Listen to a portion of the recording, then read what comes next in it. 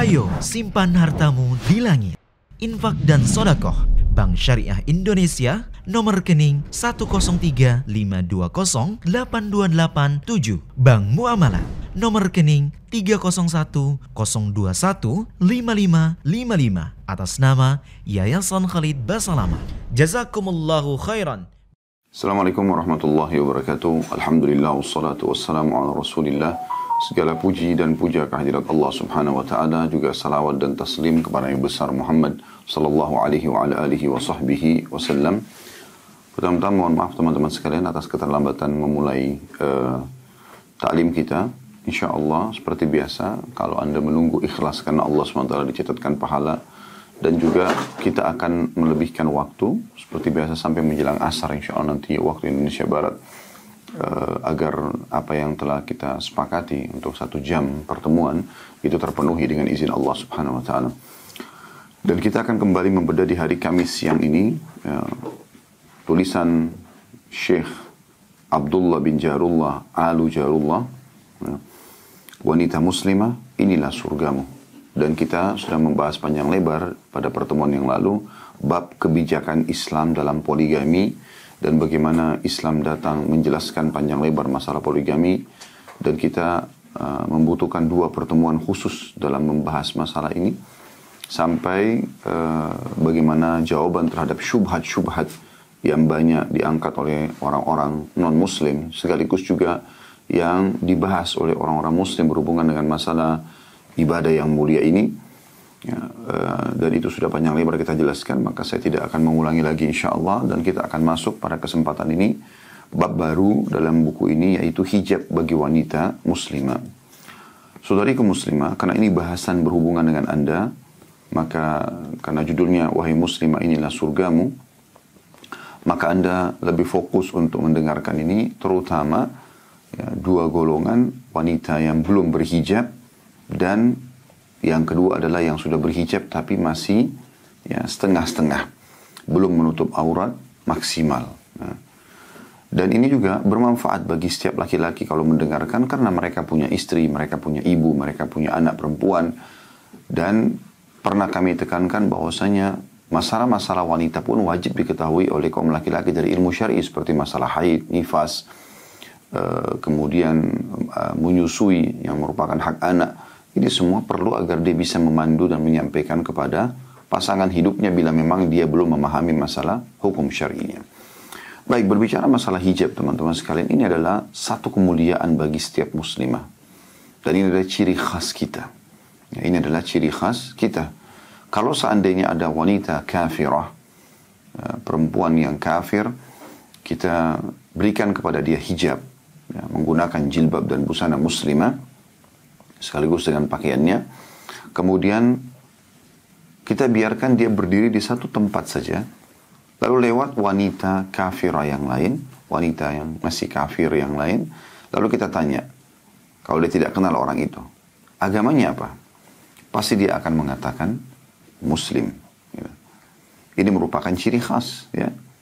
Sebagaimana memang kalau laki-laki menggunakan kopiah haji misalnya, atau pakaian-pakaian khas muslim umumnya, walaupun yang mengenakan orang non-muslim, pasti orang kalau ditanya yang tidak mengenal dia, agama apa orang itu, dia akan mengatakan muslim. Dan ini memang harus ada ciri khas. Bahkan Nabi SAW dengan sangat tegas menekankan man tashabbaha biqaumin fahuwa minhum. Siapa yang menyerupai satu kaum, maka dia sama dengan golongan tersebut. Maksudnya melarang umatnya, umat Islam untuk ikut-ikutan dengan orang non-muslim. Kita harus berpenampilan yang beda. Tampil beda dari sisi pakaian, pola hidup, pola makan.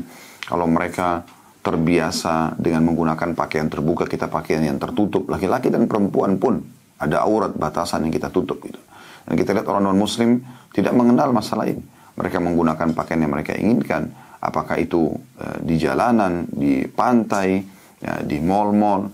Kalau umat Islam punya batasan-batasan. Kalau seorang wanita bersama suaminya, maka dia boleh bahkan tidak mengenakan busana, karena terjadi interaksi biologis yang halal. Tapi kalau dia bersama dengan mahramnya, anaknya, ayahnya, ada batasan, leher ke atas, lengan ke bawah, atau siku ke bawah, ke lengan, ke telapak tangan, betis atau lutut ke bawah itu yang boleh terlihat. Ya, jadi tidak boleh terlihat bagian-bagian dada sampai ke wilayah paha ataupun kemaluan ya. Ini walaupun dengan ayahnya, walaupun dengan pamannya, tidak ada batasan-batasan. Dan kalau dia bertemu dengan selain mereka berdua ini, suami dan mahram, maka dimutlakkan tidak boleh terlihat bagian tubuhnya. Yang paling ringan pendapat adalah boleh memperlihatkan wajah dan telapak tangan saja. Dan ini dalam mazhab Syafi'iyah. Selebihnya, mazhab Hanafiyah, Malikiyah, Hanabila, mereka umumnya menganjurkan bahkan menutup wajah dan telapak tangan. Agar memang setiap muslimah mendapatkan apa yang Allah janjikan dalam Al-Quran. Dzalika adna alla yu'zain. Tujuan utama berhijab agar mereka tidak diganggu. Agar mereka tidak diganggu. Karena wanita kalau keluar dalam sebuah hadis yang sahih dikatakan istashrafaha syaitan. Syaitan akan memantaunya. Yang mengikuti bedah buku kita dari awal ini faham tentang apa yang saya sampaikan. Ini istashrafa artinya kata sebagian ulama, orang kalau ingin melihat sesuatu yang jauh dan mungkin karena sangat silau cahaya matahari, biasanya dia meletakkan telapak tangannya di atas keningnya untuk melihat sesuatu yang jauh. Maka ini diistilahkan dengan istashrafa. Artinya syaitan memantau setiap perempuan yang keluar, tua ataupun muda, agar dia bisa menyesatkannya. Karena kapan wanita itu sesat menyimpang, maka kaum laki-laki akan ikut bersama mereka. Sulit sekali untuk dibendung. Kalau wanita yang ingin berzina, maka umumnya terjadi perzinahan tersebut. Walaupun dia jelek, walaupun dia tua. Biasanya begitu. Ya. Karena laki-laki sangat mudah terpicu syahwatnya. Tapi kalau laki-laki yang mau dan perempuan tidak mau, sangat sulit. Kecuali terjadi pemerkosaan. Jadi memang ada di masalah wanita. Ya. Makanya Islam datang menjaga dan betul-betul mengemas wanita ini sebagai orang yang harus dijaga. Ya. Tidak boleh sembarangan. Mereka harus tertutup. Mayoritas ya, ibadahnya dikerjakan dalam rumah.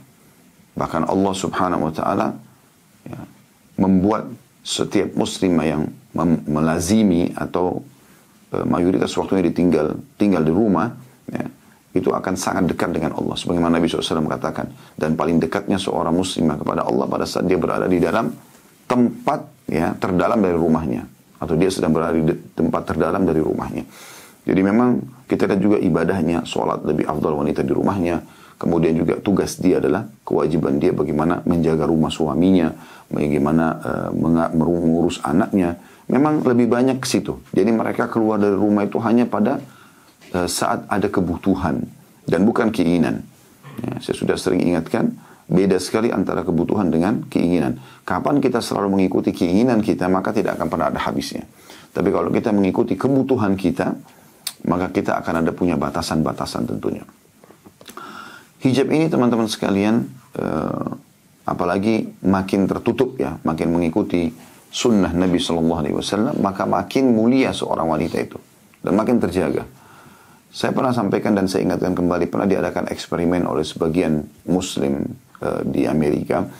Seorang wanita jalan tidak berhijab, di satu jalan tidak berhijab. Sepanjang jalan itu, ya, mungkin kurang lebih 1 kilometer, itu ada sekian banyak laki-laki yang mengganggunya.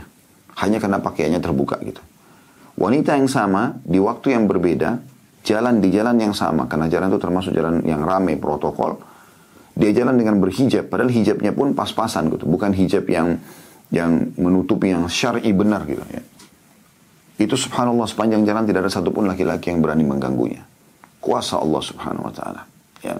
Jadi memang tujuannya untuk kemuliaan. Jadi kalau ada wanita yang masih memahami bahwasanya dengan menggunakan hijab justru dia terganggu, artinya dia merasa kecantikannya berkurang, dia merasa bahwasanya dia kurang pantas untuk memakainya, atau orang tidak akan menilainya positif ya, bahkan negatif, maka ini semua perlu diluruskan ya. Diadakan eksperimen yang lain dan Anda bisa ketik tentu di YouTube, mencari eksperimen memakai jilbab ya, eksperimen memakai jilbab cukup banyak gitu. Saya kemarin sempat coba mengumpulkan beberapa, cuma karena memang eksperimen ini dilakukan pada seorang wanita kafirah atau beberapa wanita kafirah di Amerika, di Jerman, di Prancis. Banyak sekali muslimah yang coba menggunakan eksperimen atau melakukan eksperimen ini. Mereka ditawarkan pakai hijab dan mereka mau. Setelah diperlihatkan di cermin, umumnya mereka semua, atau bisa kita katakan semuanya, menilai positif. Mereka merasa bahwasanya dengan menggunakan hijab ini, ada yang membahasakan seperti dia lebih terlindung, rambutnya jadi tidak berantakan, dia merasa nyaman, dan seterusnya. Bahkan ada yang membahasakan, apakah kalian menggunakan ini setiap harinya? Bertanya kepada wanita muslimah yang menawarkan dia hijab tadi. Maka wanita muslimah mengatakan iya. Jawaban mereka sungguh sangat beruntung. Sungguh sangat beruntung. Ya. Jadi sebenarnya itu demi kebaikan. Wahai muslimah, terutama yang belum pakai hijab, ataupun yang sudah pakai hijab tapi masih setengah-setengah, ini maslahat buatmu. Ya. Ini bukan penyiksaan, bukan penindasan. Jadi nggak perlu membahasakan, saya nanti pakai hijab kapan saya mau, kapan hati saya tergerak. Ini mau nunggu sampai kapan? Apakah sampai ajal datang? Kan tidak mungkin. Ya. Karena ajal bisa datang kepada siapapun, dan kapanpun, setiap saat bisa datang. Maka jangan sampai Anda menyesal pada saat Anda datang nanti pada hari kiamat. Sebagaimana dalam hadis yang sahih dijelaskan bahwasanya akan ada wanita-wanita yang ditarik ya, rambut mereka, digantung rambut mereka dengan rambut mereka di api neraka dan dibakar gitu. Itu karena mereka tidak berhijab gitu kan. Dan orang yang sengaja memamerkan auratnya tidak akan mencium bau surga. Jangankan masuk ke dalam surga, mencium bau surga pun tidak. Maka harusnya setiap orang di antara kita, baik kaum laki-laki, peduli terhadap istrinya yang belum berhijab, kepada ibunya, kepada tantenya, kepada anaknya, dan mengingatkan, bahkan menekankan kalau ini adalah sebuah kewajiban. Ya, dia selalu mengawasi mereka karena dia juga akan diminta pertanggungjawabannya pada hari kiamat kalau dia mengetahui itu kemungkaran dan dia biarkan. Dan demikian pula para muslimah, kalau Anda dulu belum berhijab, ya, di saat SD, SMP, SMA, lalu sekarang Allah karuniahi dan Allah amanahi anak wanita, satu kah perempuan kah, satu atau dua anak perempuan, maka Anda jangan menerapkan kesalahan Anda yang lalu. Anda biarkan juga mereka tidak berhijab sampai SMA, sampai kuliah. Nanti aja kalau sudah menikah baru berhijab. Kalau dia meninggal sebelum menikah bagaimana? Ya. Jadi ini harus jadi sebuah poin perhatian. Justru kesalahan dan kekurangan kita secara agama pada masa yang lalu, itu kita tidak boleh wariskan keburukan tersebut kepada anak keturunan kita. Kita akan bacakan teman-teman sekalian apa yang ditulis oleh Syekh Abdullah ya, Jarullah bin Jarullah Al-Jarullah ini. Dalam bab ini judulnya hijab bagi wanita muslimah. Beliau mengatakan merupakan hal yang jelas bagi orang yang memiliki wawasan luas. Segala bencana para wanita yang sering berdandan, memperlihatkan wajah dan tidak lagi menutup aurat di hadapan kaum laki-laki yang bukan mahram, bahkan memperlihatkan perhiasan yang tidak boleh diperlihatkan kepada selain mahram, tidak diragukan lagi bahwa semua perbuatan itu termasuk dosa besar dan maksiat yang berat. Jadi kalau dia sengaja memamerkan auratnya di depan laki-laki yang bukan mahramnya, dipastikan itu adalah dosa. Dalam pendapat yang lain yang mewajibkan masalah cadar pun, berarti menilai membuka cadar itu hukumnya haram ya. Jadi ada pendapat khilaf, ada pendapat mengatakan tidak, menggunakan cadar sunnah. Tapi khilaf di antara ulama.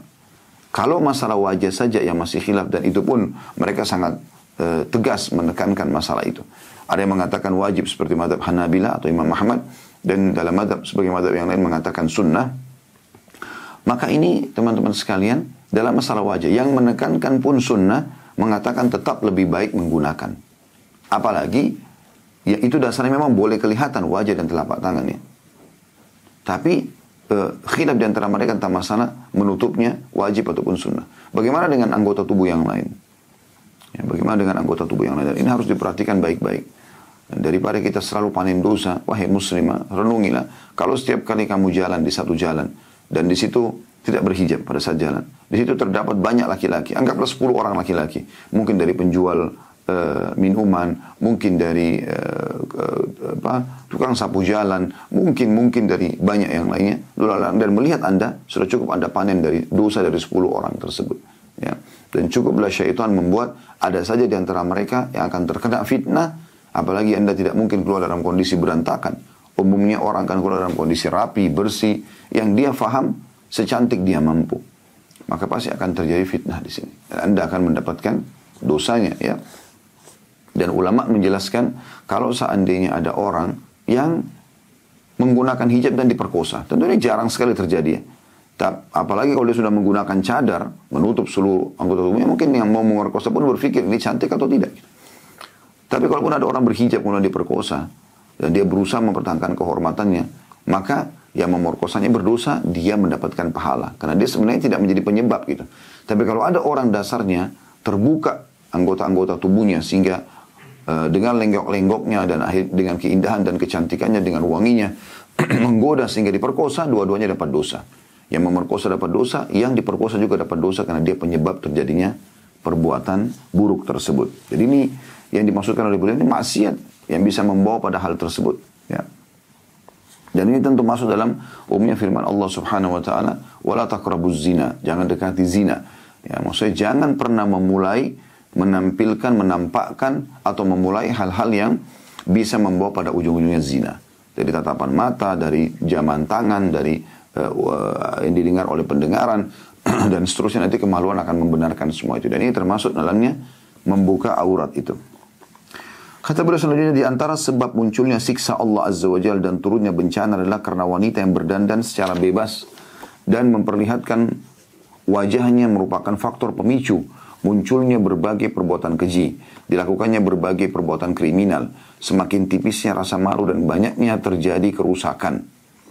Kaum muslimin sekalian, kata beliau, bertakwalah kepada Allah dan jagalah mereka yang berada dalam asuhan kalian. Cegahlah istri-istri kalian melakukan perbuatan haram. Wajibkan mereka mengenakan hijab dan penutup aurat. Hati-hatilah terhadap kemarahan Allah dan siksanya yang pedih. Karena Nabi SAW telah bersabda, Innan nasa idha ra'ul munkara falam yunkiruhu awshaka an ya'ummahum Allah bi'iqabih. Saya ulangi, innan nasa idza ra'ul munkara falam yunkiruhu awshaka an ya'ummahumullahu bi'iqabi. Jika sebagian orang melihat kemungkaran tapi tidak mencegahnya, terutama yang punya kewajiban seperti suami pada istrinya, ayah pada anak-anaknya, ya, atasan pada bawahannya. Jika sebagian orang melihat kemungkaran dan mereka tidak mencegahnya, maka nyaris Allah akan memberikan siksa kepada mereka semua. Ini hadis riwayatkan Abu Daud, An-Nasai juga Tirmidzi. Dalam hadis yang lain, kata Nabi SAW, perumpamaan kalian dengan orang-orang yang berbuat kemungkaran adalah seperti ibarat orang-orang keramaian manusia yang sedang berada di atas satu kapal. Berada di atas satu kapal. Nah, di kapal ini, orang-orang yang berbuat kebaikan ada di bagian atas kapal dan orang-orang berbuat kemungkaran berada di bawah kapal. Ya. Yang di bawah kapal ini setiap kali mau ngambil air, mereka harus naik ke atas. Maka mereka merasa terganggu dan risih. Ya. Yang di atas diibaratkan orang soleh, yang di bawah diibaratkan orang-orang yang berbuat kemungkaran. Mereka ya lebih dekat kepada Allah, para orang-orang wali Allah yang menjaga ibadah ini, maka dianggap mereka di atas kapal, dan orang yang bermaksiat berada di bawah kapal. Mereka setiap kali mau melakukan aktivitas, maka mereka melewati orang-orang soleh. Mau ambil air, mereka merasa terganggu. Akhirnya mereka sepakat mengatakan bagaimana kalau kita jebol aja kapal dari bawah. Buat lubang supaya kita bisa mudah ambil air gitu. Kata Nabi SAW, kalau kalian membiarkan mereka menjebol kapal tersebut, maka kalian semua akan tenggelam. Jadi tidak boleh kita membiarkan mereka dalam kemungkaran mereka. Kita harus menghidupkan amar ma'ruf nahi munkar. Kita larang perbuatan-perbuatan salah ini. Ya. Kalau masalah mereka terima atau tidak terima itu bukan urusan kita. Karena dakwah ini target utamanya penyampaian. Target utamanya penyampaian, bukan penerimaan. Kita tidak pernah punya wewenang untuk memaksa orang menerima apa yang kita sampaikan. Tetapi tugas kita menyampaikan. Allah lah yang memasukkan hidayah itu ke hati setiap hambanya. Karena Allah lebih tahu siapa yang lebih layak untuk menerima hidayah tersebut. Ya. Lalu selanjutnya kata beliau, Allah Subhanahu wa ta'ala telah memerintahkan kaum wanita untuk berhijab dan lebih banyak tinggal di rumah, serta melarang berdandan dan berbicara dengan lemah lembut kepada kaum lelaki non-mahram untuk memelihara mereka dari kerusakan dan demi menghindari hal-hal yang menimbulkan kebencian. Saya kasih contoh-contoh realita di lapangan banyak sekali. Wanita tidak berhijab. Umumnya ini berarti dengan tidak berhijab maka tentu saja dia juga bebas bertemu dengan siapa saja. Jadi kayak ada konsekuensi ya. Dengan berhijab rapi maka orang tidak akan mau menerima sembarangan ngobrol dan ketemu sama laki-laki yang bukan mahramnya. Dengan buka hijab maka akan sangat terbuka untuk komunikasi dengan siapapun. Kadang-kadang bahkan ada orang berhijab juga begitu. Lost control seperti orang tidak berhijab. Tapi hijabnya masih bisa menjadi tameng bagi dia untuk melakukan perbuatan yang salah gitu. Ya. Kalau ada orang tidak berhijab, Dan ini pasti akan dia terbuka sekali untuk berbicara dengan siapapun. Ini juga akan membuka sekali pintu kemaksiatan. Membuka sekali pintu kemaksiatan. Setiap orang melihatnya akan kena fitnah atau menjadi fitnah. Dan setiap orang melihatnya akan terdorong syahwatnya untuk melakukan perbuatan. Yang paling beradab saja, mungkin mereka menurunkan pandangan mata. Di bawahnya lagi, mereka akan terus melihatnya dan membayangkannya. Gitu kan? Lebih bawah lagi, yang lebih parah daripada ini adalah orang akhirnya melakukan perbuatan kriminal pada dia. Dan itu wajar, karena dia sendiri yang menjadi penyebab pemicu hal tersebut. Ya? Dan ini berbahaya sekali. Berapa banyak rumah tangga yang rusak karena tidak berhijab. Si wanita yang sudah berstatus istri sekarang harusnya dia fokus melayani dan menikmati suaminya. Malah sekarang dia juga melakukan hubungan dengan laki-laki yang lainnya. Kenapa? Karena memang dia ingin selalu tampil indah di depan orang. Dan ini efek daripada tidak berhijab tadi. Dia selalu merasa dengan tampil di depan selain suaminya indah, maka dia akan dapat pujian-pujian. Dan ini membuka pintu-pintu dia komunikasi. Akhirnya HP-nya menggunakan password atau PIN tersendiri. Dia komunikasi. Dan itu banyak terjadi. Karena ada di antara kerabat kami seperti itu. Ya. Dia sudah berstatus istri, sudah punya anak. Ya. Bahkan anaknya sudah besar. Tapi subhanallah karena ini. Karena membuka pintu-pintu ini akhirnya terkena fitnah. Dan berhubungan dengan laki-laki lain. Dan ini terjadi. Subhanallah. Ya. Akhirnya cerai dengan suaminya. Tidak tertuju arahnya. Dan kalaupun wanita seperti ini menikah dengan laki-laki yang sudah menggodanya, perhatikan teman-teman sekalian, adakah kira-kira kebaikan yang kita harapkan dari laki-laki yang mengganggu istri orang? Yakin, pasti tidak mungkin. Sebagaimana hari ini dia ganggu Anda, wahai muslimah, dan Anda cerai dengan suami Anda lalu menikah dengan dia, maka besok dia akan ganggu istri orang lain lagi. Itu sudah umum. Kita kalau nikah dengan seorang playboy, dia memang suka gonta-ganti pasangan, ya, laki-laki ini, maka jangan heran setelah menikah dia pun akan seperti itu. Kita menikah dengan wanita yang tidak bisa mengontrol pandangan matanya, hijabnya, kemudian kita berharap setelah itu dia tidak selingkuh. Ini akan sangat sulit sekali. Kecuali betul-betul dia sudah taubat nasuha ya. Maka itu yang terjadi. Akhirnya merusak tatanan ke depannya, rumah tangga yang sudah dibangun dengan baik-baik, akad nikah yang sah, bercerai, ribut, ya. Anak-anak jadi terbengkalai kalau sudah punya anak-anak dan seterusnya. Ya.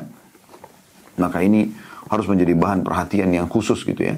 Jadi hijab itu tidak akan mendatangkan kecuali maslahat saja. Maslahat buat si perempuan ini, karena akan menjadi tameng buat dia, dan akhirnya juga mendapatkan pahala, juga dia menjaga kehormatan dirinya, kehormatan suaminya, nah, nama baik dia, nama baik suaminya, akan menjadi contoh bagi masyarakat. Dan subhanallah, ada juga hal-hal yang merupakan dakwah tapi fi'liyah, perbuatan gitu ya. Seperti misalnya Anda menggunakan hijab dan Anda menggunakannya dengan bagus, dengan rapi, syar'i. Bukankah wahai muslimah sering Anda temukan ada saja wanita yang menanyakan, oh bajunya bagus, jilbabnya bagus, beli di mana ya? Lalu kemudian dia menggunakan. Berapa banyak orang yang pakai hijab justru karena melihat Anda berhijab. Ya. Berapa banyak orang sholat karena melihat Anda sholat. Berapa banyak orang berpuasa karena mengatakan Anda berpuasa. Jadi ada dakwah fi'liyah. Ada dari perbuatan kita bisa menjadi dakwah bagi orang lain. Tidak selamanya lisan seperti yang kami sampaikan ini. Ya. Tapi bisa saja dari contoh-contoh perbuatan. Bahkan seringkali kemungkaran tertunda atau bahkan tertolak karena Anda ada di situ. Ya. Anda ada di situ. Saya dulu waktu masih mengajar di salah satu kampus di kota Makassar dengan beberapa teman-teman asatidzah, hafizahumullah, kami melihat sendiri karena kampus itu bergabung antara kampus yang kami ngajar, karena mereka seperti punya akad dengan kampus yang besar itu, sehingga bercampur. Tapi kampus kami kalau begitu masuk pintu gerbang di sebelah kanan sendiri ada di sana, ya, dan karena seperti menyewa tempat di situ ya sementara pada saat itu. Kemudian kampus utama yang milik swasta ini ada di sebelah kiri dan memang mayoritas dominan situ mahasiswa dan mahasiswanya masih bergabung. Kalau kami semuanya cuma mahasiswa saja laki-laki. Tapi pintu utama masuk satu, sehingga kalau kami masuk kami harus lewat pintu utama kampus tersebut. Pada saat masuk, tentu di situ karena kampus yang swasta ini bergabung laki-laki dan perempuan, mereka sering duduk-duduk di pintu gerbang, ya. Walaupun di situ lalang mobil, motor masuk, mereka jadikan sebagai tempat nongkrong di pinggir jalan. Subhanallah, sering kali kami lihat itu. Ya. Kalau kami lewat, yang lagi merokok lempar rokoknya, yang lagi pegangan tangan laki-laki perempuan melepaskan. Karena mereka tahu, tanpa kami ucapkan apa-apa. Mungkin mereka berpikir, oh orang-orang ini orang-orang lebih agamis.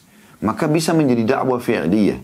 Bisa menjadi dakwah tanpa kita mengucapkan, tapi dari sikap saja. Ini yang pernah terjadi bagaimana Umar bin Khattab radhiyallahu anhu pada saat beliau jalan, beliau mengedehem saja. Tiba-tiba ada yang jatuh sarungnya di belakang gitu. Maka ada yang mengatakan, wahai Amir Mukminin, wahai pemimpin orang beriman, itu Umar bin Khattab jadi raja gitu ya. Pelan-pelan lah. Maksudnya orang ini sampai saking segannya sama Anda, sampai ada ngedehem saja, ada yang jatuh sarungnya gitu. Maka kata Umar bin Khattab, apakah mereka jadi segan melakukan kemaksiatan karena melihatku? Karena lihat aku begini, mereka takut bermaksiat, itu kesegangannya ke sana. Maka para orang-orang yang ada di sekitar Umar mengatakan, iya benar. Kata Umar, biarkan mereka takut. Jadi memang itu bisa menjadi dakwah, ya. Maka ini sangat baik. Dari mana Anda tahu dengan Anda berhijab ternyata sekian banyak selama hidup Anda 30 tahun, 40 tahun mereka juga jadi berhijab gara-gara Anda. Kemudian penulis mengangkat firman Allah Subhanahu wa taala tentang masalah apa yang disebutkan tadi paragraf terakhir yang saya bacakan ya. Kalau Allah Subhanahu wa taala memerintahkan kaum wanita untuk berhijab dan lebih banyak tinggal di rumah serta melarang berdandan dan berbicara dengan lemah lembut kepada lelaki non mahram untuk memelihara mereka dari kerusakan dan demi menghindari hal-hal yang menimbulkan bencana. Sebagaimana Allah berfirman dalam surah Al-Ahzab ayat 32 sampai 33. Ini surah nomor 33 juga ya. Ayatnya 32 33. Yang bunyinya a'udzubillahi minasyaitonirrajim. Ya nisa'an nabiy lastunna ka ahadin minan nisa' in ittaqaytunna fala takhda'na bil qawli fayatma'a alladhi fi qalbi maradun wa qulna qawlan ma'rufa wa qarna fi buyutikunna wa la tabarrujna tabarrujal jahiliyyati al-ula wa aqimna as-salata wa atina az-zakata wa ati'na Allah wa rasulah. Al-ayat yang artinya, hai istri-istri Nabi, kamu sekalian tidaklah seperti wanita yang umumnya. Jika kamu bertakwa, maksudnya pahala kalian lebih besar ya. Karena kalian adalah istri para nabi. Maka janganlah kamu tunduk dalam berbicara, berlemah lembut, sehingga yang berkeinginan, orang yang ada penyakit dalam hatinya, maksudnya berkeinginan lah, ada orang yang ingin coba masuk karena lemah lembutnya suara kalian untuk mengganggu gitu. Dan ucapkanlah perkataan yang baik, sopan, sebutuhnya. Dan hendaklah kamu tetap di rumahmu dan janganlah kamu berhias dan bertingkah laku seperti orang-orang jahiliyah dahulu. Terbuka-buka. Ya. Dan dirikanlah solat, tunaikanlah zakat dan taati Allah dan Rasulnya. Ini perintah Allah SWT kepada para istri Nabi. Perhatikan penulis mengatakan, Allah Subhanahu Wa Taala dalam ayat tersebut melarang wanita muslimah yang mulia terutama istri-istri Nabi SAW, ummahatil mu'minin radhiyallahu anhunna, padahal mereka adalah wanita-wanita terbaik yang paling bersih, untuk berbicara dengan lemah lembut kepada kaum laki-laki. Yakni berbicara dengan suara yang dilembut-lembutkan dan dibuat-buat sehalus mungkin. Dengan tujuan kelihatan manja, kelihatan lembut, kelihatan ramah. Tujuannya agar orang yang dalam hatinya ada penyakit syahwat untuk berzina tidak menjadi tergerak dan beranggapan bahwa mereka setuju melakukan perbuatan maksiat tersebut. Dan ini subhanallah pekah sekali. Umumnya laki-laki berfaham seperti ini.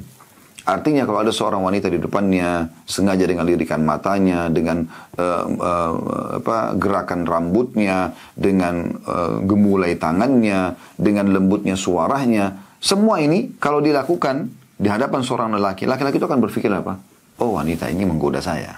Oh, laki-laki perempuan ini cantik, perempuan ini terbuka, ya. Kadang-kadang bahkan ada yang lebih agresif. Laki-lakinya tidak banyak bertanya, dia malah yang proaktif untuk bertanya. Gitu. Ya. Allah Subhanahu Wa Taala memerintahkan agar mereka lebih banyak tinggal di rumah dan melarang berdandan ala jahiliyah, yakni menampakkan perhiasan dan kecantikan tubuh dari mulai kepala, wajah, leher, dada, lengan, betis, dan bagian tubuh lainnya. Karena di masa jahiliyah bahkan mereka tawaf dalam kondisi telanjang, bagian tidak punya uang untuk membeli pakaian dari Mekah. Begitu peraturan di masa jahiliyah dulu. Karena itu mengandung unsur kerusakan besar dan bencana tak terkira, selain juga dapat menggerakkan hati kaum lelaki untuk melakukan perbuatan yang menggiring kepada zina. Ya. Jadi memang ditutup pintu itu. Sehingga pelampiasan biologis itu hanya pada yang halal. Ya. Subhanallah, ini juga merusak syahwat normal ya. Dengan adanya seperti ini. Kalau laki-laki sering keluar kemudian melihat sana sini wanita yang tidak berhijab, maka akan mengurangi syahwat dia dengan istrinya. Makanya salah satu orang pernah datang kepada seorang syekh di Saudi.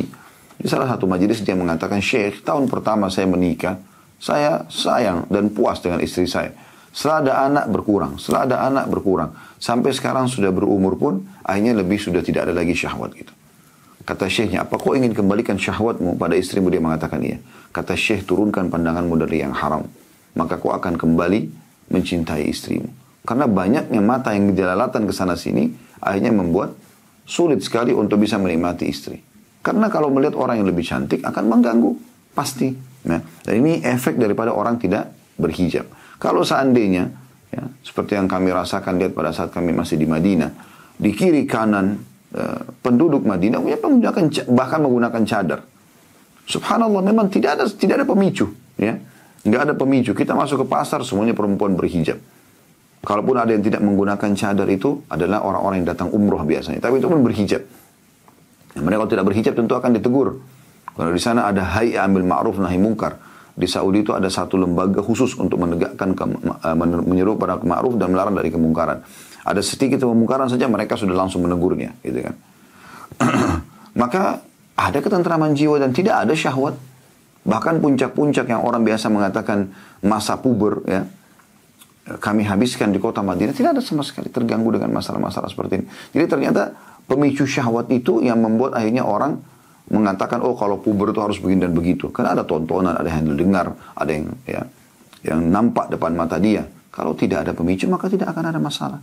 Pernah ada seorang anak muda bertanya di taklim kami, sampai ke meja pertanyaan dia bagaimana cara mengontrol syahwatnya. Maka saya bahasakan tontonan. Dari awal dulu saya bahasakan tontonan. Apakah itu nampak live depan mata dia ataupun dari handphone yang dia gunakan.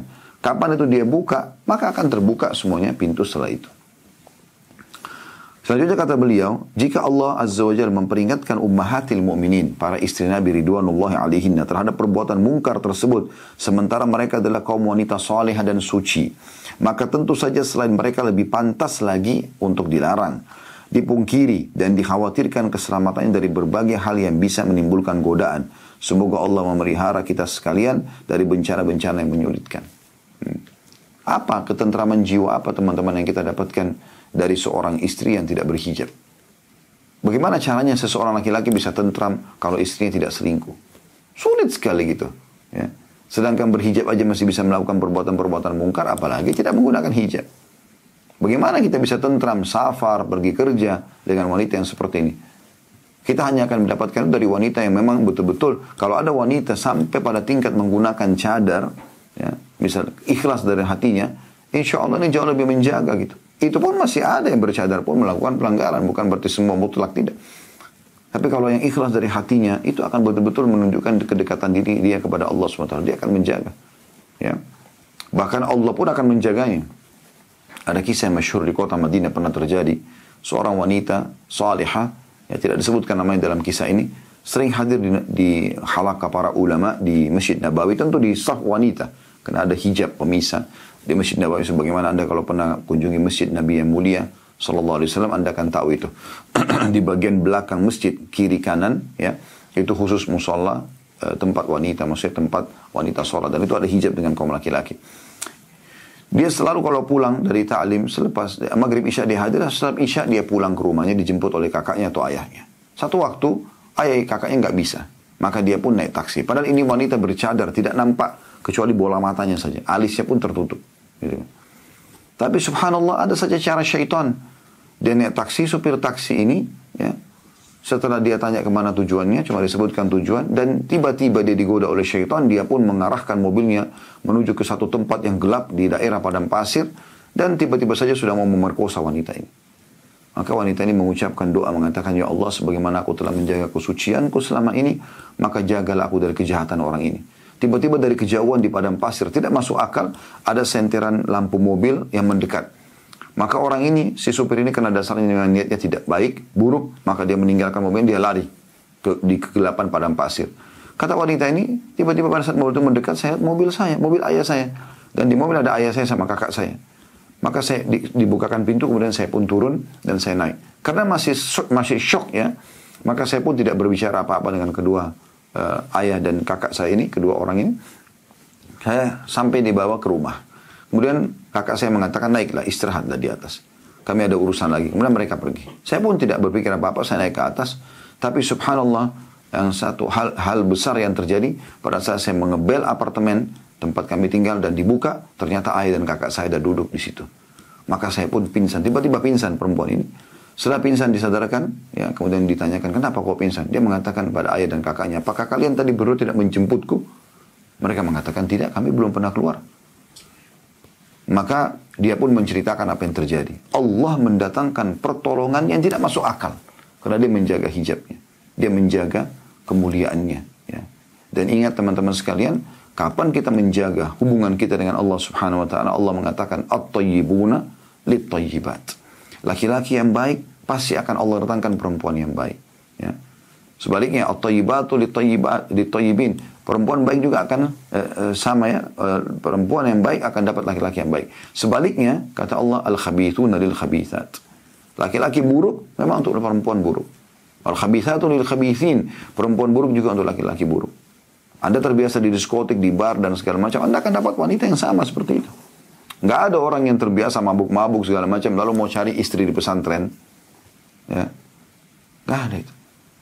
Atau laki-laki yang perempuan yang biasa bergaul bebas segala macam, gayanya luar biasa, jauh dari agama. Kalau tiba-tiba mau nikah sama laki-laki soleh, ya itu kayaknya nggak masuk akal gitu.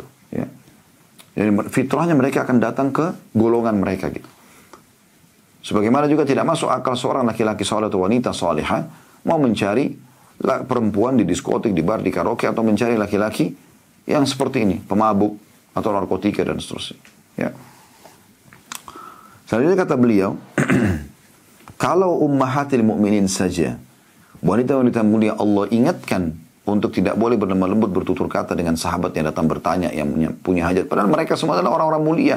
Nabi hidup di tengah-tengah mereka. Para istri Nabi adalah wanita mulia, para sahabat Nabi juga laki-laki yang mulia. Mereka mengetahui hukum-hukum Allah. Diingatkan seperti ini, bagaimana dengan wanita yang lainnya?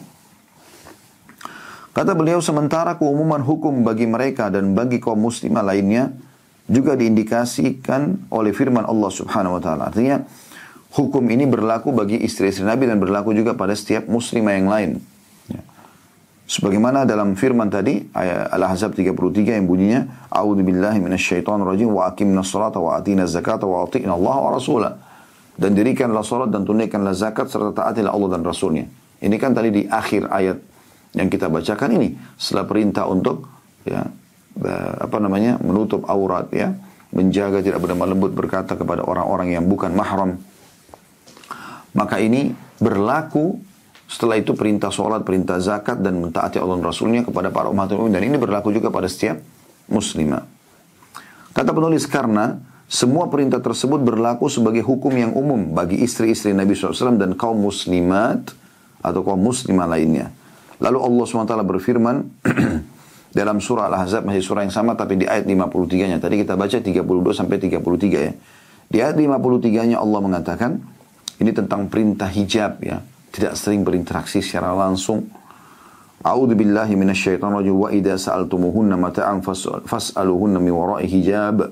Dzalikum athharu liqulubikum wa qulubihin. Apabila kamu meminta sesuatu keperluan kepada mereka para istri-istri Nabi, maka mintalah dari belakang tabir. Cara yang demikian itu lebih suci bagi hatimu dan hati mereka. Jadi setelah turun ayat ini Al-Ahzab 53, dulunya sahabat kalau bertemu dengan para istri Nabi ngobrol, minta sesuatu yang penting, misalnya tolong sampaikan ke Rasulullah ini, tolong ceritakan kepada kami apa yang Nabi kerjakan di rumah. Dulu langsung mereka mendengarkan. Setelah turun ayat ini, maka ada hijab di antara mereka. Agar tidak bertemu secara langsung ya. Itu saking luar biasanya harus menjaga sampai hajat-hajat yang umum pun disuruh tutup. Ya. Jadi kalau interaksinya, misalnya orang tamu datang ke rumah, ini banyak yang perlu kita perbaiki di Indonesia ya. Bagaimana seseorang wanita muslimah walaupun suaminya tidak ada, dia tinggal sendirian di rumah, lalu laki-laki yang bukan mahram datang, main diterima sebagai tamu, main menyelonong masuk ke dalam rumah, ngobrol berdua dengan pakaiannya yang terbuka. Bagaimana bisa nggak terjadi perselingkuhan seperti ini? Ya. Bahkan ada yang sangat parah itu ya. Saya tahu sendiri kasus itu, sampai subhanallah, semoga Allah jaga si suami wanita ini ya, seperti orang yang kena masalah kejiwaan setelah kejadian tersebut ya. Dia memiliki seorang istri yang tidak berhijab pada saat itu. Kemudian sering teman-temannya bolak-balik bertamu ke rumah dan istrinya keluar melayani seperti biasa, minuman, kue dan segala macam. Dan saking akrabnya sering ngakak-ngakak, ketawa-ketawa sama-sama, duduk sama-sama. Akhirnya dia pun juga membiarkan temannya boleh datang ke rumahnya. Temannya sering datang di waktu suaminya tidak ada. Ngobrol berdua sama-sama istri orang ini. Sampai akhirnya suka-sukaan, dia cerai sama suaminya lalu nikah sama teman suaminya. Bagaimana perasaan suami orang ini? Dan betul-betul terpukul secara kejiwaan. Sudah susah, wanita mau ditarik kembali setelah suka orang lain sulit. Gitu kan? Kalaupun dia tinggal bersama suaminya, dia sudah dipenuhi dengan godaan syaitan, syahwat untuk melampiaskan kepada laki-laki lain. Ini semua permasalahannya. Jadi kalau ada yang mengatakan, oh terlalu kolot tuh, masa harus ada hijab, kalaupun ketemu atau tidak ketemu secara langsung. Memang begitu adabnya. Apakah Anda sudah tahu dalam Islam, sunnah Nabi SAW, kalau Anda bertamu ke rumah orang, Anda dianjurkan tidak berdiri langsung di depan pintu yang akan dibuka? Ini pernah kita jelaskan dalam adab bertamu ke orang. Selain mengetuk pintu, kita berada di daun pintu yang tidak langsung pada saat dibuka pintu kita bisa lihat ke dalam. Agar tidak melihat mungkin ada wanita yang tidak berhijab. Ya. Sampai seperti itu. Kalau 3 kali kita bel atau ketuk, tidak dibukakan, kita dianjurkan untuk pulang. Karena jangan sampai pemilik rumah mungkin tidak ingin menerima tamu atau lagi ada masalah dengan keluarganya dan seterusnya. Jadi ada adab-adab dalam Islam gitu. Selanjutnya kata beliau, ayat di atas maksudnya Al-Ahzab 53 merupakan dalil tegas yang menunjukkan wajibnya wanita mengenakan hijab dan menutup aurat di hadapan laki-laki non-mahramnya. Dalam ayat di atas Allah telah menjelaskan bahwa mengenakan hijab itu lebih dapat menjaga kebersihan hati kaum lelaki dan wanita serta lebih menjauhkan mereka dari perbuatan keji yakni zina. Ya. Atau hal-hal yang dapat menggiring kepada perbuatan zina. Allah Subhanahu wa taala mengisyaratkan bahwa memperlihatkan wajah dan membuka aurat adalah perbuatan yang ditegur ya. Sementara mengenakan hijab adalah perbuatan suci dan selamat. Kaum muslimin sekalian, kata beliau, penuhilah diri kalian dengan adab-adab yang diajarkan oleh Allah. Ikutilah perintah Allah. Wajibkanlah istri-istri kalian mengenakan hijab yang merupakan jalan menuju kesucian dan keselamatan. Sebagaimana Allah yang maha suci dan maha tinggi berfirman dalam surah Al-Ahzab ayat 59. Masih surah yang sama, tapi beda ayatnya. Tadi yang terakhir kita baca 53, ini 59. A'udzu billahi minasyaitonir rajim. Ya ayuhan nabiyyu qul li azwajika wa banatika wa nisa'il mu'minina yudnina 'alaihinna min jalabibihin. Dzalika adna an yu'rafna fala yu'dzain wa kana Allahu ghafurur rahima. Hai Nabi, katakanlah kepada istri-istrimu, anak-anak perempuanmu, istri-istri orang mukmin. Nah, ini sekaligus menjawab kalau ada yang mengatakan khusus buat istri-istri Nabi saja ya. Hendaklah mereka mengulurkan jilbab mereka ke seluruh tubuh mereka. Dari kepala sampai ke kaki. Dan demikian itu agar mereka lebih mudah untuk dikenal. Karena itu mereka tidak diganggu. Ya. Dan Allah maha pengampun lagi maha penyayang. Yang sudah kita jelaskan tadi di awal pembukaan bagaimana mereka tidak diganggu bila berhijab yang benar ya. Kata jalabib ya, adalah bentuk plural dari jilbab. Ya, yudrina alaihinna min jalabibihin ya. Sementara jilbab sendiri adalah atau artinya adalah sesuatu yang dikenakan oleh wanita mulai dari atas kepala hingga menutupi dan melindungi seluruh tubuhnya. Allah Subhanahu wa taala memerintahkan seluruh wanita muslimah mengenakan jilbab panjang untuk menutupi lekuk tubuhnya mulai dari rambut, wajah dan seterusnya sehingga mereka dikenal sebagai wanita-wanita yang suci. Mereka tidak mudah kena godaan dan tidak akan menggoda kaum lelaki sehingga mereka sendiri yang akan terganggu. Ya. Maksudnya di sini mereka kalau terbuka maka akan terganggu oleh para laki-laki hidung belang ya. Karena tidak semua laki-laki itu bisa menjaga pandangannya. Ya. Jarang sekali yang bisa justru menundukkan pandangan dari hal-hal yang haram itu. Allah SWT berfirman tentang masalah perintah untuk menurunkan pandangan dan juga supaya pandangan tidak tertuju maka harus ada hijabnya tadi ya. Harus ada jilbab, harus ada pakaian muslimah yang menjaga untuk tidak terbuka gitu ya. Dalam surah An-Nur ayat 30 sampai 31 Allah berfirman, "A'udzubillahi minasyaitonir rajim. Qul lil mu'minina yaghuddu min absarihim wa yahfadhu furujahum. Dzalika azka lahum. Innallaha khabirum bima yasna'un. Wa qul lil mu'minina wa qul lil mu'minati yaghuddna min absarihinna wa yahfadhna furujahunna wa la yubdina zinatahunna illa ma dhahara minha." Katakanlah kepada laki-laki yang beriman, hendaklah mereka menahan pandangannya dan memelihara kemaluannya. Yang demikian itu adalah lebih suci bagi mereka. Sesungguhnya Allah Maha mengetahui apa yang mereka perbuat. Katakanlah juga kepada wanita yang beriman. Laki-laki beriman telah diperintahkan, maka sekarang juga wanita yang beriman. Hendaklah mereka menahan pandangan mereka dari yang haram dan memelihara kemaluan mereka. Dua hal ini sangat konek ya. Melihat sesuatu yang haram akan mengundang kemaluan untuk meletakkan pada yang haram. Hendaklah mereka menahan pandangan mereka dan memelihara kemaluan mereka. Dan janganlah mereka menampakkan perhiasan mereka kecuali yang biasa nampak dari mereka. Nah dari ayat ini, ya, sebagian ulama ada yang mengatakan boleh wajah dan telapak tangan. Tapi umumnya ulama mengatakan anjurannya agar ditutup. Ya. Dalam dua ayat di atas ini, Allah yang maha tinggi dan maha mulia memerintahkan kaum mukminin dan mukminat untuk menjaga pandangan mata dan kemaluan mereka. Caranya kita tidak boleh lihat sesuatu yang Allah haramkan dan juga yang sedang di depan mata kita memang harus turun. Gitu. Ya. Mereka memang ini ciri khas masyarakat Muslim. Mereka sangat tertutup.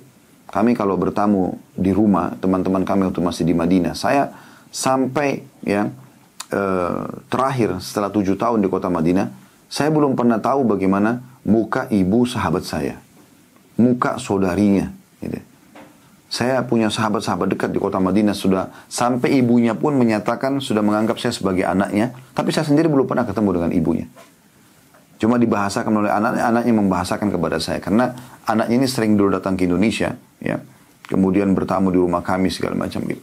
Tapi yang jelas saya sampai persahabatan alhamdulillah sampai sekarang berjalan sudah puluhan tahun ya, dari tahun 90 itu 22 tahun mungkin kurang lebih. Ya, persahabatan kami berjalan. Tapi subhanallah sampai sekarang saya tidak pernah tahu, bahkan saya tidak pernah tahu wajah istrinya seperti apa.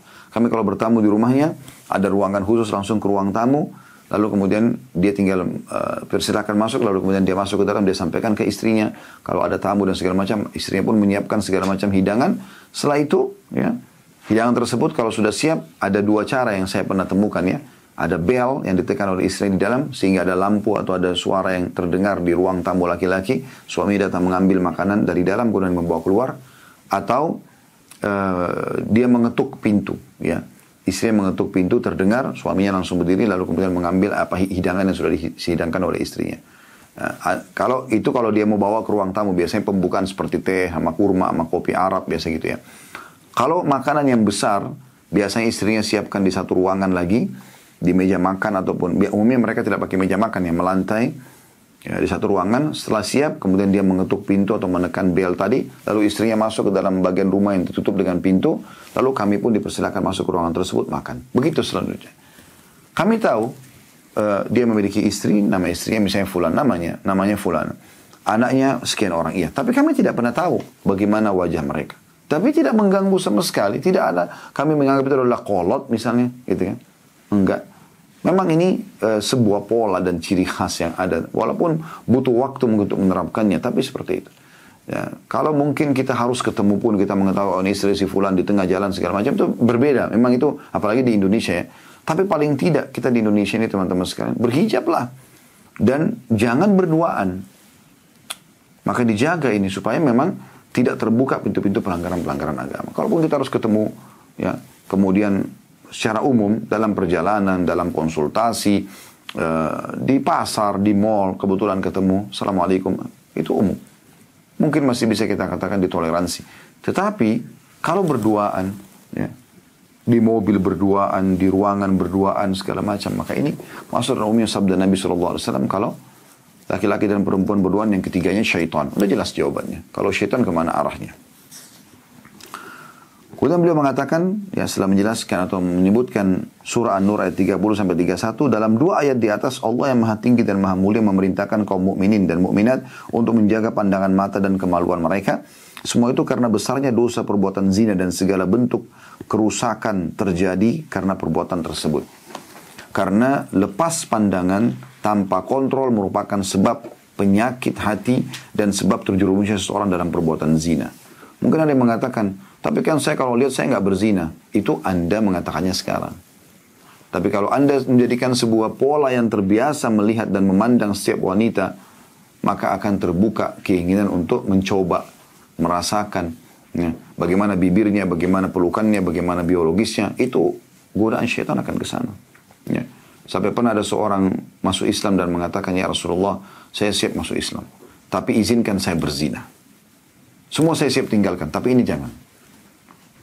Kata Nabi SAW balik bertanya, kau mau nggak kalau itu dilakukan pada ibumu? Tidak. Saudarimu? Tidak. Istrimu? Tidak. Anakmu? Tidak. Kata Nabi SAW, lalu kenapa kau lakukan? Sehingga orang lain kau sakitin. Ya? Kalau hari ini seseorang berzina sama istri orang, bagaimana perasaan suami dia? Dan bagaimana kalau terjadi pada orang yang ingin melakukan ini? Kalau ibunya, kalau saudarinya, kalau anaknya. Maka ini hal mendasar yang harus diperhatikan supaya bisa menjadi tameng buat kita ya. Pernah terjadi di Saudi, ada kisah nyata juga ya, saya tiba-tiba terlintas. Dia menceritakan, orang ini setelah taubat nasuha dia menceritakan kejadian yang ajaib ini. Dia mengatakan, masa dulu saya masih muda, saya masih jauh dari agama. Saya pernah mengenal seorang wanita, lalu terjadilah hubungan gelap. Pacaran kalau kita sekarang, walaupun pemerintah Saudi itu sangat ketat ya. Nggak bisa sembarangan dan mudah sekali ketahuan. Tapi mereka berhasil mengikuti langkah-langkah syaitan, terjadilah hubungan gelap sampai berzina. Dan akhirnya wanita itu hamil di luar nikah. Setelah itu, seperti umumnya keluarga wanita menuntut. Kalau gitu ya sudah, bertanggung jawab aja gitu. Tapi dia, laki-laki ini cerita, saya tidak mau bertanggung jawab, dia bilang. Saya nggak mau bertanggung jawab. Saya merasa perempuan itu sudah kotor, buktinya dia berzina sama saya dan seterusnya. Begitu intinya dia bilang saya tinggalkan. Saya pindah kota lain, kemudian saya tinggalkan. Saya tidak mau tahu. Entah bagaimana sudah keadaan wanita itu, bagaimana keadaan anak yang ada di perutnya, dan seterusnya. Dia bilang berjalan waktu, saya mulai bekerja dan segala macam. Sampai akhirnya, satu waktu saya pulang dan di rumah saya, ada ibu sama adik perempuan saya tinggal. Yang saya biayai hidupnya, dia bilang. Satu waktu saya pulang, pada saat saya pulang ke rumah, tiba-tiba ibu saya menangis-nangis. Ya. Ibu saya menangis-nangis. Dan saya kaget, kenapa ibu, ada apa? Coba diceritakan. Dia bilang, adik perempuan kamu baru saja diperkosa oleh security komplek. Ya. Dan adiknya hamil di luar nikah. Dia bilang tiba-tiba, dan ini sudah berjalan sekian tahun ya. Dia bilang tiba-tiba saya teringat perbuatan buruk saya dulu. Allah jadikan kepada adiknya yang dia naungin gitu, yang dia sayangin. Lalu kemudian berjalan waktu, saya waktu itu belum bertaubat, dia bilang. Berjalan waktu, saya menikah, saya punya istri, ya. Kemudian saya punya anak perempuan. Terjadi lagi, setelah sekian tahun, anak saya mulai beranjak gadis. Ternyata anak gadis saya dikenal oleh seorang laki-laki dan juga sama, hamil di luar nikah. Bagaimana Allah subhanahu wa ta'ala cemburu dengan perbuatan pelanggaran seperti ini. Jadi bisa terjadi pada kita, na'udzubillah. Semoga Allah jaga, ya. Kita berdoa kepada Allah SWT, semoga apa yang pernah kita lakukan dulu tidak dibalas dengan hal yang sama. Tapi setelah belajar seperti ini, harus ke depannya kita perbaikin, teman-teman sekalian. Karena ini bisa berefek kepada diri kita juga. Bisa berefek kepada diri kita. Selanjutnya kata beliau, sementara menjaga pandangan termasuk jalan keselamatan. Menjaga pandangan dan kemaluan lebih dapat menjaga kesucian seorang mukmin di dunia dan di akhirat. Kita memohon kepada Allah agar selamat dari perbuatan atau semua perbuatan buruk tersebut. Ada kisah, Allahu alam kebenaran, tapi saya pernah dapatkan di YouTube. Tapi bisa kita ambil hikmah dari situ. Seorang laki-laki dari Maroko, dia di Perancis pada saat itu, dia naik sebuah lift. Dan umumnya orang di situ tingkat kriminalnya sangat tinggi. Dan wanita itu biasanya takut kalau berdua sama laki-laki di lift gitu. Mereka, seperti itu kurang lebih ceritanya gitu. Maka pada saat wanita ini naik di satu bangunan yang besar, di building yang besar, dan dia naik lift, dan ditemukan ada laki-laki ini gitu. Sebenarnya dia takut, tapi dia tidak ada lagi. Orang di situ di building itu rata-rata sudah pulang, udah kosong gitu. Maka dia mau tidak mau harus naik lift itu, dan lantainya sangat tinggi gitu. Akhirnya dia terpaksa naik dalam kondisi dia ketakutan. Tapi dia heran, sepanjang turun dari lantai kesekian ke bawah, laki-laki ini tidak melihat ke dia sama sekali. Bahkan menurunkan pandangannya gitu. Dia tidak tahu kalau ini laki-laki, perempuan ini kafirah, dan laki-laki ini muslim kebetulan. Sampai yang terbuka pintu lift, lalu kemudian keluarlah wanita tersebut. Tapi dia penasaran. Dia belum pernah melihat. Selama hidup dia ada laki-laki tidak mau lihat ke dia. Pasti lihat ke dia gitu. Maka dia tanya, mohon maaf saya mau tanya sesuatu. Dia tanya laki-laki tersebut. Dia bilang, kenapa tadi kamu nggak lihat saya sama sekali? Dia mengatakan, karena agama saya melarang. Anda bukan mahram saya. Apa itu mahram? Anda bisa saya nikahi. Kalau mahram tidak boleh nikahi seperti ibu dan seterusnya. Maka saya tidak punya hak untuk melihat dan menikmati Anda. Maka dia kaget gitu wanita ini. Dia pertama kali mendengar ada ajaran agama seperti ini. Begitu memuliakannya wanita gitu. Tidak boleh sembarangan jelalatan orang menikmati tubuhnya. Padahal dia sangat terbuka gitu. Sampai akhirnya ringkas ceritanya, dia tertarik dengan Islam, belajar Islam. Kemudian dia masuk Islam, lalu dia menikah dengan laki-laki muslim tadi. Ya. Selanjutnya kata beliau, kita sudah memaklumi konsekuensi timbulnya kerusakan dan godaan akibat wanita yang menampakkan tubuhnya. Itu diindikasikan oleh riwayat Aisyah dari kisah fitnah atas dirinya. Diceritakan bahwa Aisyah radhiyallahu anha segera menutup wajahnya ketika ia mendengar suara Safwan bin Mu'attal As-Sulami. Aisyah radhiyallahu anha berkata, ia sudah mengenalku sebelum turun ayat hijab. Ya, dalam riwayat Bukhari Muslim. Riwayat itu menunjukkan kaum wanita setelah turun ayat hijab tidak lagi dikenal karena menutup wajah mereka dengan cadar.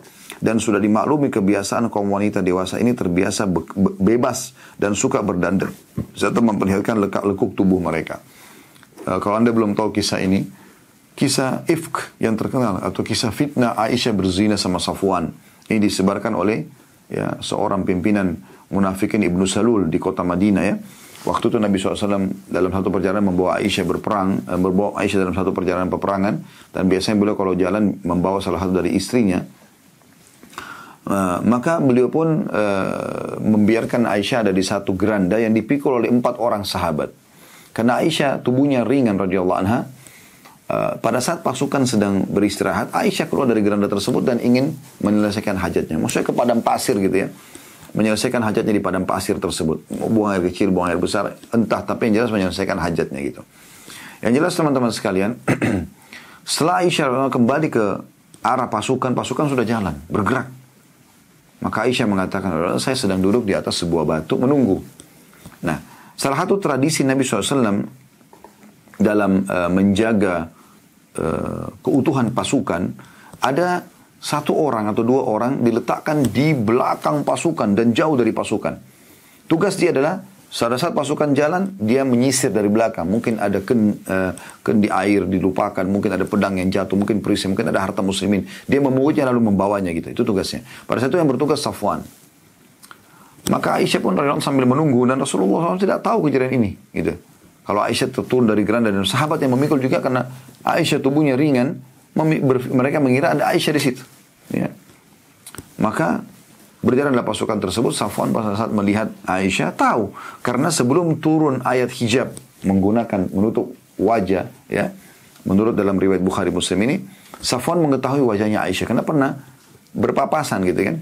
Tapi sekarang setelah turun ayat hijab beliau menggunakan cadar. Maka pada saat itu Aisyah membuka cadarnya, begitulah Safwan langsung menutupnya. Gitu kan. Tapi Safwan mengetahui sambil mengatakan innalillahi wa inna ilaihi raji'un. Kami milik Allah dan kami akan kembali kepada Allah. Kemudian Safwan pun mendekatkan untanya tanpa melihat ke arah Aisyah. Lalu kemudian Safwan pergi jauh, tidak terlihat lagi, agar memudahkan Aisyah radhiyallahu anha naik ke atas unta tanpa terlihat auratnya.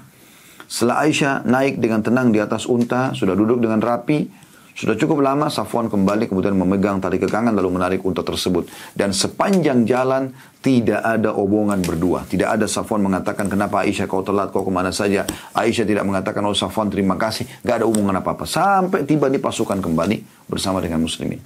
Tapi itu pun sudah disebarkan fitnah oleh Ibnu Salul yang kebetulan ada dalam pasukan muslimin. Dia mengatakan, mana ada laki-laki dan perempuan berdua lalu tidak terjadi sesuatu. Maka turunlah surah ayat dalam Al-Quran surah An-Nur yang membela Aisyah kalau dia sebenarnya terlepas daripada tuduhan-tuduhan tersebut. Dan ini sudah saya panjang lebar sampaikan dalam kajian Sirah Nabawi. Anda bisa kembali insya Allah tentang kisah ifk ya. Tapi di sini penulis datangkan tentang masalah bagaimana Aisyah menutup wajahnya radhiyallahu anha.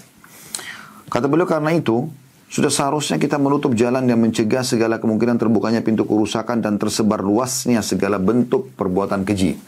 Kerusakan terbesar adalah ketika kaum wanita sudah berani berduaan dengan lelaki, lalu berjalan bersama keluar kota tanpa mahramnya. Ya. Sebagaimana sabda Nabi SAW, La tusafir al-mar'atu illa ma'adhi mahramin, wa la yakhluwanna rajulun bimra'atin illa wa ma'aha dhu mahram. Janganlah seorang wanita bepergian tanpa disertai mahramnya, dan janganlah ia berduaan dengan lelaki tanpa disertai mahramnya. Hadis Bukhari Muslim. Demikian juga sabda Nabi SAW, La yakhluwanna rajulun bimra'atin illa kana syaitanu thadithahuma. Janganlah seseorang di antara kalian berdua dengan wanita, karena pasti pihak ketiganya adalah syaitan. Hadis ini diriwayatkan Ahmad, Tirmidzi, Al-Hakim dan dikatakan sahih oleh beliau. Demikian juga dengan hadis yang lebih tegas lagi. Ya, kalau ada orang nginap berdua-duaan, ya, dan alasan numpang dan segala macam, ya. Kata Nabi SAW, la yabitanna rajulun 'inda imra'atin illa an yakuna zawjan aw dha mahramin. Yang boleh tidur di rumah seorang wanita hanyalah sang suami atau lelaki mahram. Ya. Atau terjemahan letterletnya, tidak boleh ada laki-laki, ya, yang menginap di rumah seorang wanita kecuali suami ataupun mahramnya. Ya. Selanjutnya kata beliau, wahai kaum muslimin sekalian, bertakwalah kepada Allah Subhanahu wa taala, jagalah istri-istri kalian dengan baik, cegahlah mereka agar tidak melakukan perbuatan yang diharamkan olehnya. N-nya besar kata ganti Allah, berdandan secara bebas, menampakkan wajah, memperlihatkan lekak-lekuk tubuh serta meniru musuh-musuh Allah dari kalangan Nasrani dan yang lainnya. Ingatlah, mendiamkan mereka membuat demikian sama halnya dengan bersekutu dengan mereka dalam perbuatan dosa dan mencari-cari kemarahan dan siksa Allah. Semoga Allah menyelamatkan kita dari perbuatan buruk tersebut. Dan sebaliknya, kalau kita jaga itu berarti Allah SWT akan jaga kita. Saya ingat dulu ada satu dosen kami, Dr. Musnid, beliau bernama itu ya. Dan beliau mengajar Hadir Alam Islami, ada materi khusus tentang perkembangan Islam atau wilayah membahas tentang wilayah-wilayah kaum muslimin atau perkembangan muslimin di seluruh muka bumi ini, termasuk daerah minoritas ya, seperti Brazil atau di Amerika Latin dan beberapa wilayah yang lainnya. Tapi beliau bercerita, dia bilang jangan pernah meninggalkan ciri khas kita sebagai muslim. Dia bercerita dia pernah ke Amerika bersama istri anaknya dan istri anaknya bercadar ya. Kemudian dia juga menggunakan baju khas muslimnya. Dia bilang, saya masuk ke supermarket besar pada saat itu. Dan saya belanja. Saya tidak tahu kalau pemiliknya adalah seorang Yahudi, dia bilang. Setelah kami belanja semua, sekian banyak kebutuhan kami, karena kami butuh waktu beberapa hari di Amerika, mencari produk-produk yang halal. Kemudian beliau mengatakan, ya, pada saat itu tiba-tiba di kasir digratiskan. Lalu saya bertanya, dia bilang kepada kasirnya, siapa yang gratiskan saya? Dia bilang pemilik supermarket ini. Dan setelah selesai Anda mengambil kemasan barang-barang Anda ini, pemilik supermarket ini menunggu ada di ruangannya. Maka kata dokter Muslim ini, beliau cerita di kelas ya, sekian banyak 50 mahasiswa yang mendengarkan itu kurang lebih. Beliau mengatakan kemudian saya pun datang ke ruangannya, ternyata dia seorang Yahudi. Setelah dia menanyakan saya dari mana, saya jelaskan saya dari Saudi, tinggal di kota Madinah dan seterusnya. Saya ditanya beberapa lama di Amerika, saya jelaskan semua. Setelah itu saya tanya kepada dia. Dia bilang, kenapa Anda gratiskan saya dengan keluarga? Dia bilang, karena saya kagum Anda bisa mempertahankan pakaian Anda, ciri khas Anda sebagai muslim di tengah-tengah kehidupan masyarakat Amerika ini. Jadi sebenarnya tanpa kita sadari pun orang-orang non-muslim itu kagum kalau ada orang tetap mempertahankan pakaian mereka muslim. Ya. Selanjutnya kata beliau, di antara kewajiban terbesar kita adalah memberi peringatan kepada kaum lelaki agar tidak berduaan dengan kaum wanita, masuk ke kamar mereka atau bepergian bersama mereka tanpa disertai mahram, karena itu termasuk hal yang menggiring kepada perbuatan haram. Nabi SAW bersabda, ma taraktu ba'di fitnatan adarra 'ala rijali minan nisa. Tidak aku tinggalkan bencana yang lebih berbahaya bagi kaum lelaki daripada wanita. Hadis Bukhari Muslim. Tapi kalau ada mahramnya lain. Suami istri berangkat, kemudian rame-rame, itu lain. Tapi kalau berdua-duaan, ya, termasuk masalah ipar ya, pernah kami ingatkan masalah itu. Si kakak sebagai suami sibuk, gak bisa ngantar istri-istrinya, butuh untuk keluar. Lalu dia telepon adiknya laki-laki yang sudah balik untuk temani istrinya jalan kemana-mana. Ini bahaya sekali. Waktu Nabi SAW ingatkan, tidak boleh, ya, atau kalau laki-laki dan perempuan berduaan, maka yang ketiganya adalah syaitan. Maka ada seorang sahabat bertanya, ya Rasulullah, bagaimana dengan hamu? Hamu itu ipar. Kata Nabi SAW, alhamul maut. Ipar itu justru kematian. Ya. Karena ini bahaya sekali. Kalau terjadi perzinahan di antara mereka, maka tentu posisi suami serba salah. Ini istrinya, ini adiknya, atau ini kakaknya. Ya. Dan kalau sampai hamil bagaimana? Satu sisi itu adalah anak ya, dari sperma saudaranya, dan ini juga istrinya. Bagaimana hukumnya dengan anak dia yang sudah lahir dari wanita tersebut? Jadi banyak hukum-hukum syar'i yang jadi permasalahan hanya karena tidak menjaga hukum syariat ini. Kata beliau, di antara kerusakan terbesar yang terjadi saat ini adalah banyaknya kaum wanita yang meniru wanita-wanita kafir dari kalangan Nasrani atau yang lainnya, yakni dengan cara berpakaian, penampilan rambut atau cara menyisir rambut, memakai pakaian mini, persis dengan cara yang dilakukan orang-orang kafir dan fasik. Mereka juga menyambung rambut atau menggunakan rambut palsu yang lebih dikenal dengan istilah wig. Ya. Padahal Rasulullah SAW bersabda, "Man tashabba biqaumin fahuwa minhum." Siapa yang menyerupai satu kaum maka ia termasuk golongan mereka. Maksudnya ini adalah dandan di luar ya. Dandan di luar. Dia sengaja memang tampil seperti orang-orang wanita yang non-muslim. Dari pakaiannya yang terbuka. Bahkan kita tidak bisa bedakan ini muslim atau bukan gitu. Ya. Akibat yang timbulkan dari menyerupai orang-orang kafir sudah dapat dimaklumi. Pakaian mini yang membuat kaum wanita tak ubahnya dengan telanjang jelas merupakan kerusakan dan bencana. Semua itu berasal dari dangkalnya pemahaman agama dan tipisnya rasa malu. Perbuatan itu harus dijauhi dengan sungguh-sungguh. Kaum wanita harus dicegah dari perbuatan itu, bahkan diancam keras bila dilakukannya atau bila ia melakukannya. Karena akibatnya amat mengerikan. Kerusakan yang ditimbulkan olehnya juga besar sekali. Tidak boleh menyepelekan persoalan itu meskipun terhadap anak-anak perempuan yang masih kecil. Karena mendidik mereka untuk membuka hijab akan membuat mereka terbiasa dan menyebabkan mereka benci terhadap hal yang berlawanan dengan budaya melepas hijab tersebut. Bila mereka dewasa nanti. Sehingga mereka pun akan mengikuti kebiasaan buruk yang dilarang, perbuatan haram, dan berbagai kebiasaan yang amat mengkhawatirkan yang telah biasa dilakukan oleh wanita-wanita dewasa sebelumnya. Maksudnya adalah, kalau ada amanah Allah SWT, anak perempuan, istri, lalu kita biarkan mereka tidak berhijab, maka ini bahaya sekali, sangat mengerikan. Istilah sudah kita jelaskan efek-efeknya, bagaimana bahayanya kalau dia akhirnya disukai oleh laki-laki lain, dan wanita lemah. Sedikit aja ada perkataan sayang cinta yang mungkin dia anggap itu perhatian lebih dari suaminya, maka cukup untuk dia membuka pintu-pintu syaitan, kecuali yang Allah rahmati, gitu kan? Begitu juga dengan anak perempuan, merusak nama kalau dibiarkan. Kalau sampai naudzubillah dia hamil di luar nikah, bagaimana? Akan merusak nama citra orang tuanya, gitu kan? Dan kadang-kadang juga yang terjadi, terpaksa orang tuanya menerima laki-laki yang jahat ini sebagai anak mantunya. Ya, ini bahaya sekali kalau terjadi. Para hamba Allah sekalian, kata beliau, bertakwalah kepada Allah dan waspadailah segala yang diharamkannya kepada kalian. Diharamkan Allah ya. Diharamkannya maksudnya N-nya besar, kata ganti Allah. Tolong menolonglah untuk melakukan amal kebaikan dan menjaga ketakwaan. Salinglah menasihati untuk bersabar dan bertahan dalam kebenaran. Ketahuilah bahwa Allah Subhanahu wa taala akan menanyakan kalian tentang perbuatan haram tersebut dan memberikan pahala atas kebajikan kalian kalau kalian justru menegakkan kebenaran. Allah yang maha tinggi dan maha mulia selalu bersama orang-orang yang sabar, bertakwa dan orang-orang yang selalu berbuat baik. Bersabarlah, bersikap tabahlah, bertakwalah dan lakukanlah amal kebajikan. Karena Allah menyukai orang-orang yang melakukan kebajikan. Kami memohon kepada Allah agar menolong agama ini dan meninggikan kalimatnya serta memperbaiki para pemimpin kita sehingga mampu meredam semua kerusakan tersebut dan menolong mereka menyuarakan kebenaran dan bersatu dengan orang-orang beriman. Paragraf terakhir beliau mengatakan, semoga Allah SWT memberi taufik kepada kita sekalian dan kepada kaum muslimin agar mampu menjadi hamba-hamba yang saleh dan makmur dalam kehidupan dunia dan akhirat. Allahumma amin insyaAllah. Sesungguhnya Allah maha kuasa atas segala sesuatu, maha mengabulkan segala doa. Cukuplah Allah sebagai penolong dan sebaik-baik sandaran. Tiada daya dan kekuatan kecuali dengan pertolongan Allah yang maha tinggi dan maha agung. Semoga salawat dan salam serta keberkahan terlimpahkan kepada Nabi Muhammad, hamba dan Rasulnya sallallahu alaihi wasallam, keluarga, para sahabat dan kepada siapapun yang mengikuti jejak beliau hingga hari kebangkitan. Sebagai penutup teman-teman sekalian, tentu sini sudah selesai ya tentang masalah ini dan nanti akan lebih panjang lebar. Ada bahasan tentang khusus ya masalah cadar ya. Di bab khusus nanti di pertemuan akan datang ya. Tapi saya ingin menambahkan dua hal hadis Nabi SAW.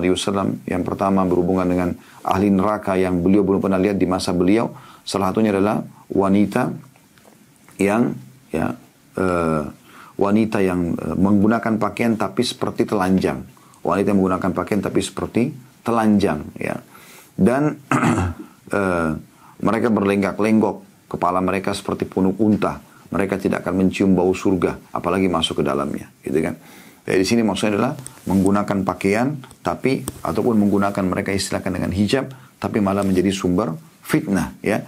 Bahkan ada wanita subhanallah dengan menggunakan lilitan-lilitan jilbabnya atau pakaian yang dia pakai ketat, ini malah lebih besar fitnahnya daripada orang yang tidak berhijab gitu kan. Makanya harus hati-hati.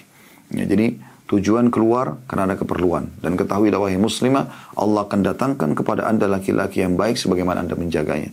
Ada sahabat ayah saya sudah meninggal rahimahullah beberapa tahun yang lalu. Dia cerita, dia pernah kedatangan satu orang pengusaha muslim dari aslinya dari Jazair tapi warga negara Prancis. Dia datang ke Indonesia, kemudian dia bilang sama teman ayah saya mau datang ke satu tempat perkampungan di Indonesia yang kira-kira di situ butuh bantuan, saya ingin membantu gitu. Kata teman ayah saya ini, saya panggil Ami Ahmad rahimahullah, beliau menceritakan kepada saya, dia bilang saya temani ke perkampungan di sekitar Bogor pada saat itu. Dia bilang, kemudian dia masuk dalam sebuah masjid yang memang bangunannya sederhana. Dia niat ingin membantu ngobrol sama imam masjid. Sementara lagi ngobrol, ada lewat seorang wanita berhijab dan bercadar bahkan. Wanita kampung itu. Tiba-tiba orang Perancis ini bertanya, Muslim ini, dia bilang, siapa wanita itu? Kata imamnya, itu wanita terbaik di kampung ini. Tidak ada satupun wanita yang bercadar kecuali dia di kampung ini. Yang berhijab seperti itu cuma dia saja. Dan dia selalu diolok-olok oleh orang-orang di sini. Nanti kau akan nikah sama siapa, nanti begini dan begitu. Keluarganya pun akan membahasakan seperti itu. Dia tidak pernah peduli. Tetap saja dia istiqomah. Tiba-tiba keluar statement dari laki-laki Perancis ini unik gitu. Dia mengatakan, saya ingin melamar wanita itu. Dia datang ke rumahnya, kemudian nazar syar'i, kemudian dinikahi dan dibawa ke Perancis. Subhanallah, Allah datangkan jodoh dia dari Perancis karena menjaga hijabnya. Ya, Allah punya cara, gitu kan. Jadi nggak usah khawatir, oh saya kalau berhijab nanti dapat jodoh nggak sih? Kan saya pakai cadar nggak ada yang melihat muka saya. Nah ini tidak perlu khawatir soal itu. Yang terakhir teman-teman sekalian yang saya ingatkan adalah bagaimana hadis-hadis tentang wanita ahli surga. Ya, wanita ahli surga dalam hadis yang sahih disebutkan kerudung mereka, ya, di kepala mereka itu lebih baik daripada dunia dan seluruh isinya. Jadi wanita ahli surga pun itu ada kerudungnya. Padahal mereka sudah di surga. Tapi bagaimana Allah sebutkan masalah itu? Allahu a'lam.